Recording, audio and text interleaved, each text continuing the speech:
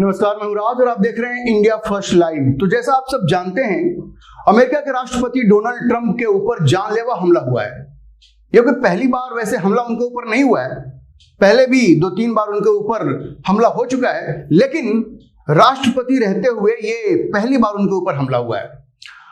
और आप ये समझिए कि वो जो हमलावर था वो तो वैसे पकड़ा गया, लेकिन उसने पूरी प्लानिंग की थी और हमला करने से तकरीबन 10 मिनट पहले उसने अपने जानने वाले लोगों को एक मैसेज भेजा था और उसमें उसने लंबी चौड़ी बातें की थी और यह बताने की कोशिश की थी कि आखिर वो डोनाल्ड ट्रंप के ऊपर हमला क्यों करने जा रहा है। और मीडिया में सारी बातें आ चुकी हैं और उसने ये कहा है कि डोनाल्ड ट्रंप, इशारा किया, उसने नाम नहीं लिया है, उसने कहा है कि डोनाल्ड ट्रंप एक बलात्कारी है, गद्दार है। उस मैसेज में, जिसको कि एंटी ट्रंप मैनिफेस्टो कहा जा रहा है, और ट्रंप ने उस पर रिएक्ट भी किया है। हालांकि उसने जो मैसेज भेजा था उसने उसमें ट्रंप का नाम नहीं लिखा था, लेकिन ये कहा था कि मैं इस चीज को बर्दाश्त नहीं कर सकता कि कोई बलात्कारी, कोई गद्दार हमारे हाथों में वो कोटिंग कर दे क्राइम की। ऐसे शब्द उसने इस्तेमाल किए थे। डोनाल्ड ट्रंप ने उस पर रिएक्ट करते हुए कहा है कि मैं ना तो बलात्कारी हूं और ना ही गद्दार हूं, मैंने किसी का बलात्कार नहीं किया है। उस हमलावर ने यह भी कहा था कि इसने बच्चों का यौन शोषण किया है। मतलब वो जेफरी एप्स्टीन फाइल जो थी उसकी चर्चा वो कर रहा था। हालांकि उसने ट्रंप का नाम नहीं लिया था, लेकिन ट्रंप पकड़े गए। ट्रंप ने कहा कि मैं बलात्कारी नहीं हूं, मैंने किसी का यौन शोषण नहीं किया है। मैं आपको विस्तार से बताऊंगा कि ये जो हमलावर था, जिसका नाम कोल टॉमस एलन बताया जा रहा है, जो 31 साल का है और बहुत पढ़ा लिखा आदमी है। वो पहले मैकेनिकल इंजीनियर था, उसके बाद उसने कंप्यूटर साइंस की पढ़ाई की है, वो टीचर रहा है। तो आप ये समझिए कि वो एक बहुत ही पढ़ा लिखा आदमी है। उसके बारे में यह जानकारी भी आ रही है कि वो जो डेमोक्रेटिक पार्टी है उसका सपोर्टर है, और कमला हैरिस जब राष्ट्रपति का चुनाव लड़ रही थी तो उसने उनको डोनेशन भी दिया है। हालांकि इससे ये कोई कमला हैरिस के साथ उनका लिंक नहीं जुड़ जाता है, लेकिन ये जानकारी सामने आई है कि जब कमला हैरिस राष्ट्रपति का चुनाव लड़ रही थी तो इस व्यक्ति ने, जिसने डोनाल्ड ट्रंप के ऊपर हमला किया है, उसने कमला हैरिस को डोनेशन दिया था। यह बात सामने आई है। मैं अभी आपको बताऊंगा कि ये जो हमलावर है कोल टॉमस एलन, उसने ट्रंप पे हमले की क्या वजह बताई है। लेकिन उससे पहले एक बार मैं आपको याद दिला दूं कि रविवार को हुआ क्या। अब देखिए, रविवार को जो व्हाइट हाउस करेस्पॉन्डेंट्स का जो डिनर था, वो पत्रकार जो व्हाइट हाउस को कवर करते हैं उनके लिए एक डिनर हर साल रखा जाता है, और वही इवेंट था। उस इवेंट में, उस डिनर के दौरान वो एक होटल में रखा गया था। मैं आपको ये भी बताऊंगा कि उसी होटल में, जिस होटल में ये इवेंट रखा गया था, उसी होटल में पहले रोनाल्ड रीगन के ऊपर भी हमला हो चुका है। तो ये जो होटल बड़ा इनफेमस है, इसमें पहले रोनाल्ड रीगन जो राष्ट्रपति थे उनके ऊपर भी हमला हो चुका है, और उसी होटल में डोनाल्ड ट्रंप के ऊपर भी हमला हुआ है। तो इस होटल में ये जो व्हाइट हाउस के पत्रकारों के लिए जो डिनर पार्टी रखी गई थी वाशिंगटन में, उसमें ये हमलावर अंदर घुसने की कोशिश करता है। कोशिश क्या करता है, एक तरह से अंदर घुस ही जाता है, लेकिन वहां पे जो सीक्रेट सर्विस होती है, दोनों के बीच में फायरिंग होती है। एक सीक्रेट सर्विस का एजेंट घायल भी हो जाता है। हालांकि वो बुलेट प्रूफ जैकेट पहना होता है तो बच जाता है, लेकिन सीक्रेट सर्विस हमलावर, जिसका नाम कोल टॉमस एलन है, उसको पकड़ लेती है। और उसके बाद ये सारी जानकारियां निकल के सामने आ रही हैं। अब देखिए, इसकी मंशा तो बड़ी खतरनाक थी। क्योंकि जहां पे ये हमला करने गया था और अपने मैनिफेस्टो में, अपने संदेश में उसने जो लिखा है, वो डोनाल्ड ट्रंप के अधिकारियों के ऊपर अटैक करना चाहता था। डोनाल्ड ट्रंप तो निशाने पे थे ही, उनके जो अधिकारी हैं उनके ऊपर भी अटैक करना चाहता था। और देखिए, ये जो इवेंट था वहां पे डोनाल्ड ट्रंप तो थे ही, उनकी पत्नी मिलेनिया ट्रंप भी थी, वाइस प्रेसिडेंट जेडी वैंस भी थे, और दूसरे सारे सीनियर ऑफिशियल्स थे। भाई, राष्ट्रपति का प्रेस कॉन्फ्रेंस और सालाना प्रेस कॉन्फ्रेंस है, तो सारे बड़े लोग, जिसमें defence secretary Pete Hegseth, secretary of state Marco Rubio, ये सब वहां मौजूद थे। तो ये तो गनीमत समझिए कि सीक्रेट सर्विस ने इनको बीच में रोक दिया इस हमलावर को, वरना क्या हो जाता कुछ कहा नहीं जाता, कुछ नहीं कह सकते। अगर वो अंदर चला जाता, दरअसल ये जहां पे डिनर होने वाला था उसके बाहर जो एंट्री थी, तो आप लॉबी कह लीजिए, उस लॉबी में सब लोगों की चेकिंग हो रही थी, चेक करने के बाद ही अंदर जाने देता है ना। वहीं पे वो तेजी से अंदर आता है जो वीडियो देखने को आ रहा है, और वहीं पे सीक्रेट सर्विस के साथ उसका मुकाबला हो जाता है और वहां पे वो गिर जाता है, उस पर फायरिंग हो जाती है। देखिए ये उसको भी मालूम था, ये जो हमलावर था, कि वो ना तो डोनाल्ड ट्रंप को और ना ही उनके किसी ऑफिशियल को इस इवेंट में कोई नुकसान पहुंचा पाएगा, इतना संभव नहीं है, क्योंकि राष्ट्रपति की सुरक्षा बड़ी कड़ी होती है। तो ये उसको भी मालूम था। दरअसल देखिए उसका दिमाग कैसे काम कर रहा है और उसकी मंशा क्या थी। हमला करने से पहले वो एक संदेश भेजता है, बहुत लंबा संदेश है। उस संदेश में वो अपने मन की भड़ास निकालता है कि आखिर वो क्यों डोनाल्ड ट्रंप को टारगेट करना चाह रहा है, क्योंकि उसे मालूम था कि वो ट्रंप की हत्या तो नहीं कर पाएगा, ना ही उसके किसी अधिकारी की हत्या कर पाएगा, और जब वो ऐसा प्रयास करेगा अंदर घुसने की तो वो पकड़ा जाएगा, मीडिया की लाइमलाइट में वो आएगा, सारी दुनिया उसको जानेगी, और वो जो मैसेज, वो जो संदेश देना चाह रहा है वो लोगों तक पहुंचेगा। यही उसकी मंशा थी। वरना ये हमला करने से पहले, फायर ओपन करने से पहले उसने जो संदेश भेजा है वो इतना लंबा संदेश नहीं होता। उसे पूरा अंदाजा था कि मैं तो पकड़ा जाऊंगा, लेकिन मैं जो बात कहना चाहता हूं वो लोगों तक पहुंचे, इसमें मैं सफल हो जाऊंगा। अच्छा देखिए इसने दिमाग क्या लगाया था। ये जो होटल है जिसका नाम वाशिंगटन हिल्टन है, जिसके बारे में मैंने आपको बताया कि इसी होटल में राष्ट्रपति रोनाल्ड रीगन के ऊपर भी हमला हुआ था, और आज रविवार को वहां डोनाल्ड ट्रंप के ऊपर भी हमला हो गया। लेकिन इसने बड़ा दिमाग लगाया है। इसने अपने मैनिफेस्टो में लिखा है, अपने संदेश में लिखा है, जिसको आगे मैं आपको बताऊंगा, कि भाई ये कितने जाहिल लोग हैं कि जिस दिन इवेंट होता है उस दिन आप लोगों की जांच पड़ताल करते हैं, उनकी सिक्योरिटी चेक करते हैं, लेकिन कोई पहले से ही होटल में घुसा हो तो उसकी तो उतनी जांच नहीं होगी। और इसीलिए बड़ा स्पष्ट है कि वो होटल में, वाशिंगटन हिल्टन में पहले से ही गेस्ट बन गया था, वहां पे आकर के उसने कमरा ले लिया था, और इसलिए उसकी उस तरह से जांच पड़ताल नहीं हो पाई। देखिए पकड़ा तो वो गया, लेकिन जिस दिन इवेंट होता है ना उस दिन मेन एंट्रेंस पे भी सिक्योरिटी बैठ जाती है। तो इतना बड़ा होटल है, मेन एंट्रेंस पे तो वो घुस गया, एक दिन पहले ही वो घुस गया। और देखिए वो फायर आर्म्स लेके भी घुसा, उसके पास शॉट गन थे, बहुत सारी छुरियां थी, 2 तरह के गन थे उसके पास। ये सब लेकर के आखिर होटल में वो कैसे घुसा, ये एक बहुत बड़ा सवाल है, क्योंकि होटल की भी अपनी सिक्योरिटी होती है।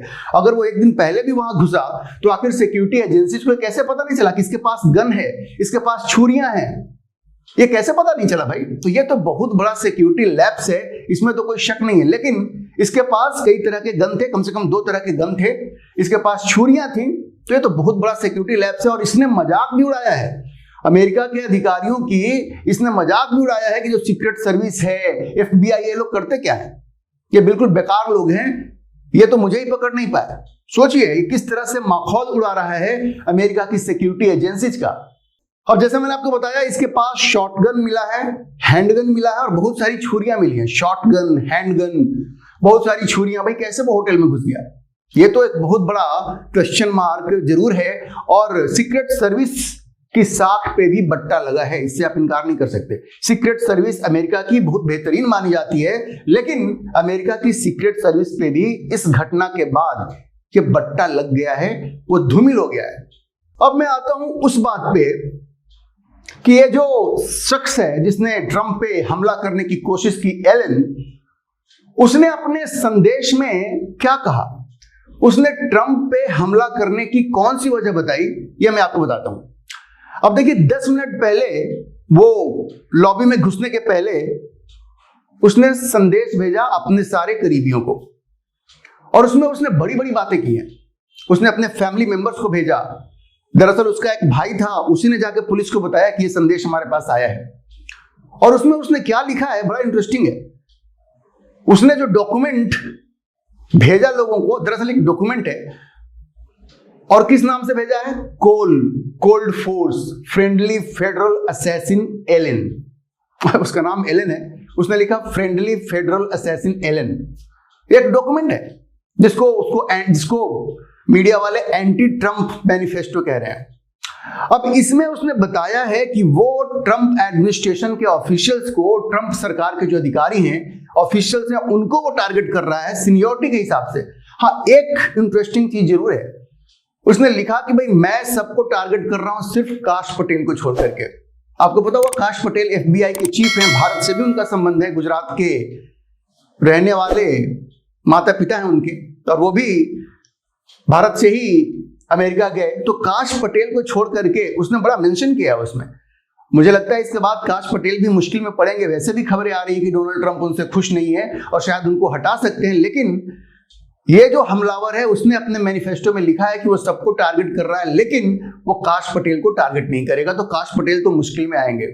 अब देखिए वो क्या लिखता है अपने संदेश में, और मैं कोट करता हूं, in order to minimise casualties I will also be using buckshot rather than slugs. वो कह रहा है कि मैं ऐसे फायरिंग नहीं करूंगा जिससे कि ज्यादा से ज्यादा लोग मारे जाएं। वो कह रहा है हम टारगेट करेंगे किसको मुझे मारना है। I would still go through most everyone here to get to the targets if it were absolutely necessary। वो कहता है कि ठीक है, अगर मुझे अपने टारगेट तक पहुंचना है, उसको अटैक करना है, तो बीच में जो भी आएंगे उनको मैं छोड़ूंगा भी नहीं। लेकिन वो कहता है कि मैं अपने टारगेट को इसलिए अटैक कर रहा हूं क्योंकि वो लोग, कहता है, most people chose to attend a speech by a pedophile, rapist and traitor and are thus complicit। वो कहता है कि ज्यादातर ये जो ट्रंप के जो लोग हैं जिनको मैं टारगेट कर रहा हूं, वो एक ऐसी स्पीच सुनने आए हैं जिसको देने वाला पीडोफाइल मतलब बच्चों का यौन शोषण करने वाला है, रेपिस्ट मतलब बलात्कारी है, एंड ट्रेटर मतलब गद्दार है। और इसलिए जो लोग भी ये भाषण सुनने आए हैं वो कहीं ना कहीं उसके गुनाहों में भागीदार है, उसके गुनाहों के भागीदार है। अब देखिए उसने कहीं ट्रंप का नाम नहीं लिया है, लेकिन इशारा बिल्कुल ट्रंप के साथ ही है, ट्रंप की ओर ही है, क्योंकि स्पीच तो ट्रंप को ही देना था, हर कोई जानता है। प्रेस कॉन्फ्रेंस है तो उसमें भाई मेन स्पीकर तो डोनाल्ड ट्रंप ही हैं, हालांकि उसने नाम नहीं लिया था। तो ये उसने लिखा कि भाई मैं इन लोगों को इसलिए टारगेट कर रहा हूं, ट्रंप सरकार के अधिकारियों को, उनके ऑफिशियल्स को, क्योंकि वो एक ऐसे व्यक्ति की स्पीच सुनने आए हैं जो कि बच्चों का यौन शोषण करता है, बलात्कारी है और गद्दार है, और इसलिए वो सब इसके पाप के भागीदार हैं। सोचिए, ये ऐसा लगता है कि ये जो व्यक्ति है वैसे तो बहुत पढ़ा लिखा है, मैकेनिकल इंजीनियर ये है, क्योंकि इसकी डिग्री है इसके पास मैकेनिकल इंजीनियरिंग की, उसके बाद कंप्यूटर साइंस इसने सीखा, पढ़ाया बच्चों को इसने। ये ऐसा लगता है कि एक लेफ्ट ल्यूनेटिक है, अति वामपंथी जो होते हैं ना। देखिए डेमोक्रेटिक पार्टी का सपोर्टर भी है, कमला हैरिस के कैंपेन के लिए $25 का इसने डोनेशन भी किया था। अब मैं आपको बताऊंगा आगे विस्तार से इसके बारे में, लेकिन बड़ा स्पष्ट है कि ऐसा लगता है कि अति वामपंथी है और जोश में आकर के इसने ट्रंप के ऊपर हमला कर दिया, या कम से कम उसकी मंशा यह थी कि भाई भले मैं हमले में सफल ना हो जाऊं, लेकिन जो संदेश मैं लोगों तक पहुंचाना चाह रहा हूं वो संदेश लोगों तक पहुंचे, और इसमें तो वो सफल हो ही गया है। देखिए आज जो उसका जो मैनिफेस्टो है, एंटी ट्रंप मैनिफेस्टो, जो संदेश उसने भेजा, अब सारी दुनिया में उस पर चर्चा हो रही है, सारी दुनिया उसकी बात कर रही है, तो वो तो अपने संदेश में एक तरह से सफल हो ही गया है। अच्छा देखिए आगे उसने ये भी लिखा, जो कि डोनाल्ड ट्रंप को बात बड़ी चुभी है। एक पत्रकार ने उनसे सवाल किया, वो भी मैं आपको आगे बताऊंगा। वो हमलावर अपने संदेश में लिखता है कि I am no longer willing to permit a paedophile, फिर से वो कहता है पीडोफाइल, बच्चों का यौन शोषण करने वाला, rapist and traitor to coat my hands with his crimes, कि वो अपने गुनाहों से मेरे हाथ रंगे, मैं ये नहीं चाहता हूं। कौन? पीडोफाइल, बच्चों का यौन शोषण करने वाला। देखिए ये सीधे सीधे इशारा एप्स्टीन फाइल की तरफ है। ट्रंप के ऊपर आरोप है कि वो जेफरी एप्स्टीन के अच्छे मित्र थे, और उसके आइलैंड पे जाकर के इन्होंने भी उन बच्चियों का शोषण किया है, यौन शोषण किया। आरोप तो है ही, ट्रंप इससे इनकार करते हैं, लेकिन आरोप तो है ही।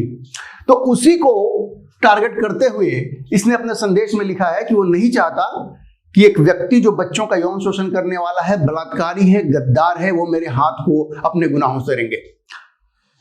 अच्छा आगे वो सारे अधिकारियों की, सीक्रेट सर्विस की, और जो वाशिंगटन हिल्टन में ये जो होटल है जहां पे राष्ट्रपति रोनाल्ड रेगन पे भी पहले हमला हो चुका है, उसकी पोल खोली है उसने कहा कि भाई हम तो होटल में आराम से घुस गए, हमारे पास ये सारे वेपन्स थे, हैंडगन था, शॉटगन था, लेकिन किसी ने भी मेरी कोई जांच पड़ताल नहीं की। मुझे कोई परेशानी नहीं। मतलब वो आराम से हथियार लेकर के होटल में घुस जाता है, कोई इसकी जांच पड़ताल नहीं करता। तो सोचिए, बहुत बड़ा सवाल भी खड़ा होता है कि आखिर इतना बड़ा होटल है, राष्ट्रपति वहां पे जाते हैं, प्रेस कॉन्फ्रेंस करते हैं, और उस होटल की क्या सिक्योरिटी है। अगर ऐसा कुछ इंडिया में हुआ होता तो यहाँ की विपक्ष तो मोदी सरकार की पता नहीं बैंड बजा चुकी होती और कहते निकम्मी है, अक्षम है, क्या है, कुछ नहीं है। अब बताइए, अमेरिका के राष्ट्रपति का प्रेस कॉन्फ्रेंस होने वाला है और वहां एक व्यक्ति ये सारे हथियार लेके अंदर घुस जा रहा है।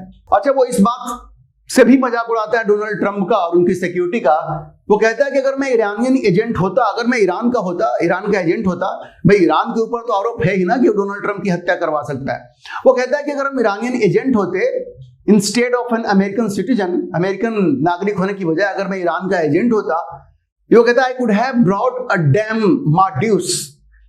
वो एक हथियार होता है LMG टाइप का, लाइट मशीन गन टाइप का। वो कहता है कि मैं तो उसको भी ले आता और किसी को पता नहीं चलता। तो ये बिल्कुल पागल लोग हैं वो। मतलब अमेरिका की सिक्योरिटी एजेंसी जो उनका, तो उसने ऐसा मजाक उड़ाया, धज्जियां उड़ा दी कि जैसे बिल्कुल निकम्मे हैं, किसी काम के नहीं है वो। अच्छा देखिए, इस घटना के बाद तो ट्रंप को तुरंत वहां से हटा के ले जाया गया, दूसरी जगह ले जाया गया। उसके बाद उन्होंने CBS न्यूज को एक इंटरव्यू दिया जिसमें नोरा ओडोनल, जो वहां की बड़ी मशहूर पत्रकार हैं, उनको एक इंटरव्यू दिया। अब उस इंटरव्यू में वो जो पत्रकार है उनसे पूछ देती है कि भाई आपके बारे में तो वो कह रहा है, और इसी एंटी ट्रंप मैनिफेस्टो को कोट करती है कि I am no longer willing to permit a paedophile, rapist and traitor to coat my hands with his crimes. जो मैंने अभी आपको बताया कि उसने उसमें लिखा था कि मैं नहीं चाहता कि भाई कोई बच्चों का यौन शोषण करने वाला बलात्कारी या गद्दार मेरे हाथों को अपने गुनाहों से रंगे। तो ये सवाल जब किया ना नोरा ने, तो डोनाल्ड ट्रंप भड़क गए, बिल्कुल भड़क गए। उन्होंने कहा कि मुझे मालूम था कि तुम ये सवाल मुझसे पूछोगे, क्योंकि तुम लोग बड़े खतरनाक लोग हो। कहते हैं you are horrible people, horrible people.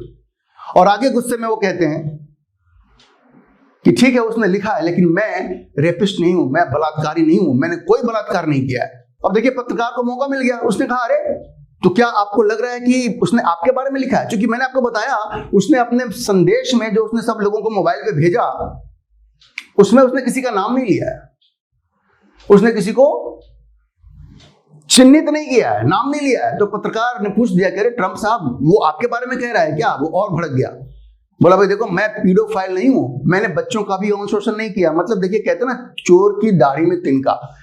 Elon ने जो संदेश मोबाइल पे अपने ग्रुप में भेजा, उसमें उसने ट्रंप का नाम नहीं लिया है, ट्रंप का नाम नहीं लिया। और ये हो सकता है कोई लीगल ब्रेन भी उसको एडवाइस कर रहा हो कि भाई इस तरह से नाम लेना ठीक नहीं है, क्योंकि राष्ट्रपति की हत्या का आरोप भी, या राष्ट्रपति की हत्या का साजिश करने का या प्रयास करने का चार्ज उसके ऊपर लग सकता था। तो शायद उसने इसी वजह से ट्रंप का नाम नहीं लिया उसमें। तो पत्रकार जो नोरा है CBS न्यूज की, उन्होंने कहा कि भाई उसने तो आपका नाम नहीं लिया है, आप क्यों कह रहे हैं कि उसने आपको कहा है? लेकिन ट्रंप तो ट्रंप है, वो भड़क गया, बोला कि मैं न तो रेपिस्ट हूं और ना ही मैंने बच्चों का यौन शोषण किया। तो इससे साफ पता चलता है, जिसको हम लोग कहते हैं ना चोर की दाढ़ी में तिनका, कि ट्रंप यहां पकड़े गए। अच्छा देखिए, एक कयास ये भी लगाए जा रहे थे कि ईरान भी इस घटना के पीछे हो सकता है। लेकिन जब ट्रंप से पूछा गया कि क्या आपको लगता है कि ईरान इसके पीछे है, तो ट्रंप ने कहा कि नहीं, मुझे नहीं लगता है। हालांकि उन्होंने कहा कि भाई किसी संभावना से इनकार नहीं किया जा सकता है, हो भी सकता है, लेकिन मुझे लगता नहीं है कि ईरान इस घटना के पीछे है। तो ट्रंप तो खुद ही मान रहे हैं कि इसका ईरान से कुछ लेना देना नहीं है। हालांकि ट्रंप तो ट्रंप है, उन्होंने कहा कि भाई अगर ईरान का हाथ है भी, तो मैं अपनी वार पॉलिसी को बदलने वाला नहीं हूं। युद्ध की मेरी जो नीति है, मैं उसको चलाता रहूंगा और हम लोग इस युद्ध को जीत के रहेंगे। देखिए, ऐसा पागल आदमी है, ये युद्ध हार रहा है ईरान में, भाग रहा है वहां से, सीज फायर इसको चाहिए। एक तरह से ईरान की मिन्नतें कर रहा है कि भाई सीज फायर तो चलो है, इसको हम लोग परमानेंट कर लेते हैं, समझौता कर लेते हैं, और इधर कहता है कि हम तो जीत रहे हैं। और वैसे जैसे मैंने आपको बताया, इससे पहले भी उनके ऊपर हमले हो चुके हैं, डोनाल्ड ट्रंप के ऊपर। पहला हमला तो जुलाई 2024 में हुआ था, आपको याद होगा, जब पेंसिल्वेनिया में वो एक रैली को संबोधित कर रहे थे प्रेसिडेंशियल कैंपेन के दौरान, तो एक स्नाइपर ने इनके ऊपर गोली चलाई थी जो इनके कान में लगी थी। आपको याद होगा वो जो विजुअल्स होगा। तो पहला हमला तो वहां हुआ था। दूसरा हमला सितंबर 2024 में हुआ फ्लोरिडा गोल्फ कोर्स में, जहां पे रियान वेस्ले रोथ नाम का जो व्यक्ति है, उसने इनकी हत्या करने की कोशिश की थी। और उसके बाद ये तीसरी घटना है। देखिए, वो 2 बार जब वो हमले हुए इनके ऊपर, उस वक्त ये राष्ट्रपति नहीं थे, राष्ट्रपति रहते हुए पहली बार उनके ऊपर इस तरह से हमला करने की कोशिश की गई है। तो कुल मिलाकर के 3 बार 2024 से लेकर के अब तक इनके ऊपर हमले हो चुके हैं डोनाल्ड ट्रंप के ऊपर। देखिए, पहली बात तो यह है कि ये व्यक्ति जो एलन है, जैसा मैंने आपको बताया, तो वामपंथी लगता है। वामपंथियों का यही काम ही होता है, अपने संदेश को दुनिया तक पहुंचाने के लिए ये उटपटांग हरकत करते हैं। मालूम तो उसे भी था कि ट्रंप की सिक्योरिटी को वो तोड़ नहीं पाएंगे, लेकिन उसकी मंशा ये थी कि वो जो बात कहना चाहता है वो बात दुनिया तक पहुंचे, और इसमें तो वो कामयाब हो ही गया है।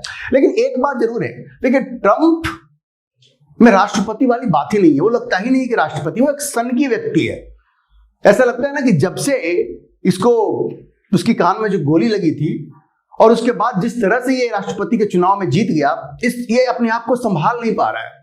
ये सारी दुनिया को इसने नाराज करके रखा है, रोज एक नया दुश्मन ये बनाता है। अब देखिए, और ये सिर्फ घर की बात नहीं है जहां वो डेमोक्रेट्स को गाली देते रहता है, कमला हैरिस को, बराक ओबामा को, सबको गालियां दे रहा होता है। अंतरराष्ट्रीय स्तर पर भी इसने सबको नाराज करके रखा है। यूरोपियंस को गाली देता रहता है। यूरोप के सारे देश नाराज हैं, चाहे वो फ्रांस हो, जर्मनी हो, इटली हो, सब नाराज हैं इनसे। नेटो जो इतना पुराना मिलिट्री अलायंस है अमेरिका का, उसको गालियां देता रहता है। मिडिल ईस्ट में आप देखिए, संयुक्त अरब अमीरात बिल्कुल नाराज है कि भाई जब हमें जरूरत थी आपने हमें बचाया नहीं, उससे रिश्ते खराब करके रखा है। सऊदी अरब के जो प्रिंस हैं उनको उसने कह दिया था कि ही वुड हैव टू किस माई एस, आपको याद होगा जो उसने कहा था।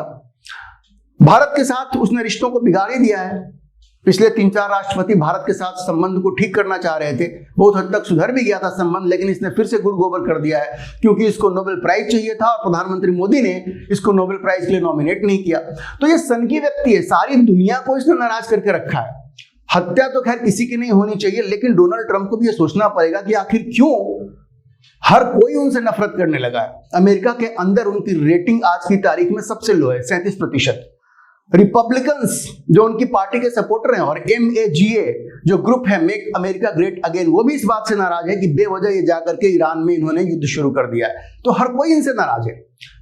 तो इस तरह का माहौल जो बना है उस पर डोनाल्ड ट्रंप को सोचना चाहिए, और डिप्लोमेसी पे तो उनको ज्यादातर सोचना चाहिए। जिस तरह की भाषा का वो प्रयोग करते हैं वो डिप्लोमेसी की भाषा तो बिल्कुल नहीं है। डोनाल्ड ट्रंप को इस पे सोचना चाहिए। जहां तक हमले की बात है, इसकी सारी दुनिया निंदा करती है और इसकी निंदा होनी चाहिए। लोकतंत्र में हिंसा के लिए कोई जगह नहीं है। अभी के लिए इतना ही। हम इस खबर पर नजर बनाए रखेंगे और आपको अपडेट करते रहेंगे। इस विषय पर आप क्या सोचते हैं, अपनी राय कमेंट बॉक्स में जरूर लिखें। और अगर आपको ये वीडियो पसंद आया हो तो आप इसे लाइक करें, शेयर करें और हमारे चैनल को सब्सक्राइब जरूर करें।